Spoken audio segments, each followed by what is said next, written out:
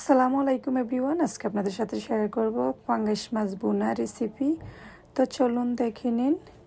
চুলায় একটা প্যান বসিয়ে পরিমাণ মতো তেল দিয়ে দিব। এখন আমি পেঁয়াজ কুচা, কাঁচামরিচ, টমেটো দিয়ে দিব। দিয়ে ভালোভাবে মিক্স করে নিব। এখন আমি হাফ স্পুন পরিমাণ জিরার গুঁড়া দিয়ে দিলাম, 1 স্পুন পরিমাণ রসুন, হাফ স্পুন পরিমাণ আদা ভালোভাবে মিক্স করে নিব।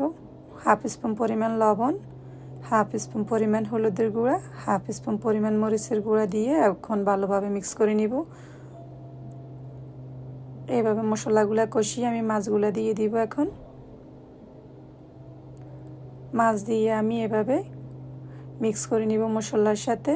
মিক্স করে এখন আমি পরিমাণ মতো পানি দিয়ে দিব। দিয়ে এখন আমি 5 থেকে 10 মিনিট চুলার উপরে মিডিয়াম আঁচে ঢাকনা দিয়ে রেখে দিব। এখন আমি ঢাকনা উঠিয়ে আবারও মিক্স করে দিচ্ছি। আবারও ঢাকনা দিয়ে দিচ্ছি 5-6 মিনিটের জন্য। ঢাকনা উঠিয়ে আমি আবারও মিক্স করে নিলাম।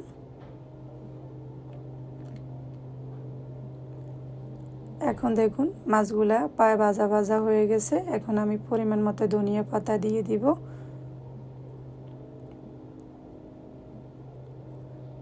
এখন এইভাবে ধনিয়া পাতা দিয়ে 5 থেকে 6 মিনিট চুলার উপরে মিডিয়াম আঁচে রেখে দিব। এখন রেডি হয়ে গেছে। আমি উঠিয়ে নিয়ে একটা বাটিতে পরিবেশন করার জন্য নিয়ে নিব। এখন আমার নেওয়া হয়ে গেছে। আল্লাহ হাফেজ।